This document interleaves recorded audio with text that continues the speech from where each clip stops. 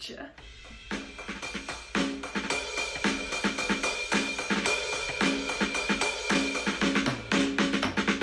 Welcome back to Space According to Skylar. I'm Skylar, I'm an astrophysics PhD student, and today we are going to be talking about the one, the only, JWST. Now it is 2 months to the day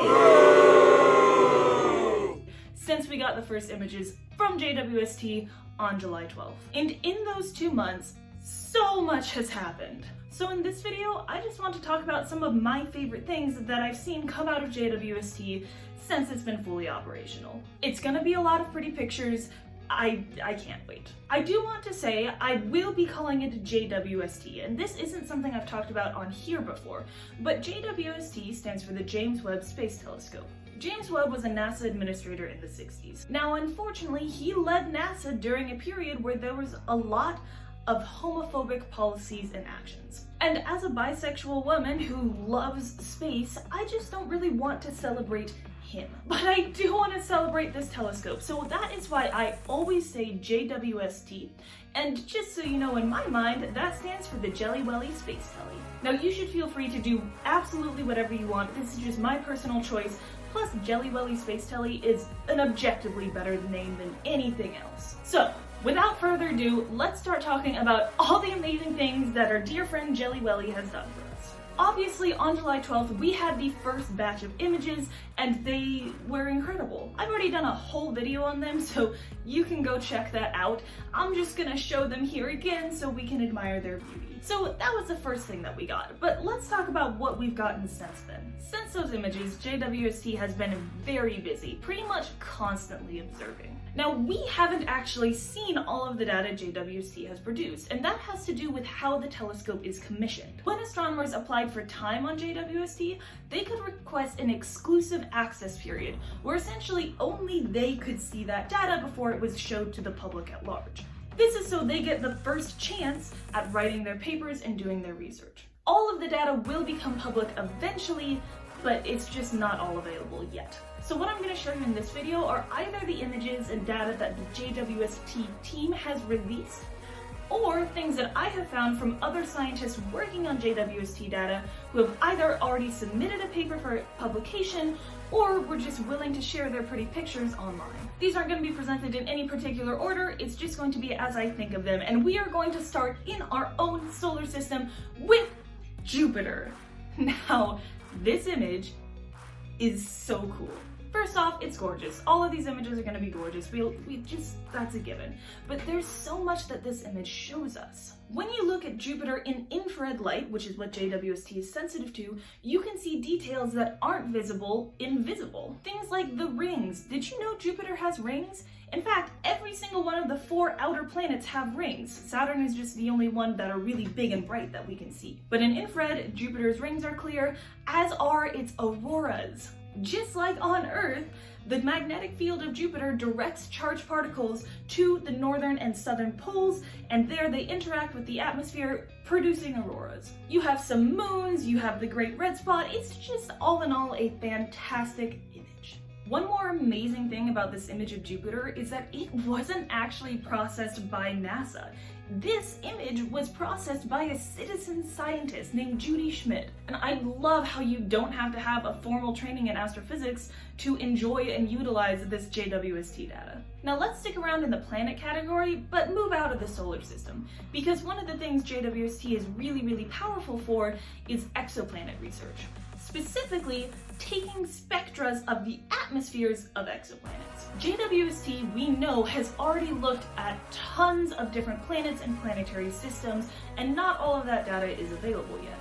One of the exoplanet targets was WST-39b, a gas giant that's about the same mass as Saturn, but larger in size than Jupiter. The big result that they got from this was the detection of carbon dioxide. Now, why do we care? Well, carbon dioxide actually has the potential to help us find aliens. It has been shown that if you look at a terrestrial planet, one that has a solid surface, and one that has oceans, if you see carbon dioxide in the atmosphere, that most likely means that there is plant life on that planet. So even though WSP-39b is not a terrestrial planet, it's a gas giant, it's not going to have plant life, this does prove that JWST is sensitive to carbon dioxide detection. And JWST is looking at terrestrial planets. So this is really exciting. While JWST is mostly used for spectroscopic exoplanet research, it does have the capacity to directly image a planet. And that it did with HIP 65426b, an exoplanet that's really large, about 7 to 12 times the size of Jupiter. Here you can see the image that they took, and what they had to do was subtract out the starlight, because the star that this planet orbits around is so bright, you can't actually see the planet.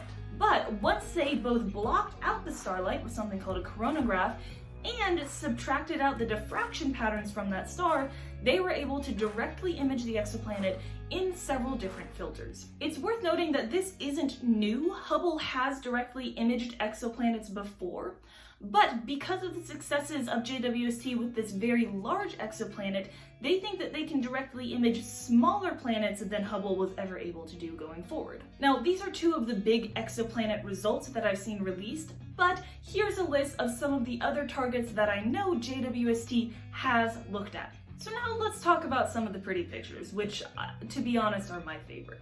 Let's start with one released just this week, the Orion Nebula. Now, this is a star-forming region, meaning we are looking at the birth of stars. One of the best things with JWST images is to compare them to Hubble images, which you can see here, and the huge impact JWST has when we look at nebulas is in infrared light, you can see through the dust. There's so much gas and dust around in these nebulas that oftentimes it blocks the starlight, but it doesn't block infrared starlight, and that's why there's so many more stars you can see in the JWST version of the image. We are seeing stars in the earliest stages of their formation. Here's an image of one where you can still see a bubble of gas around it, the gas that was collapsing to form the star in the first place. You can also see planetary formation. This is an image of a star with a disk forming around it.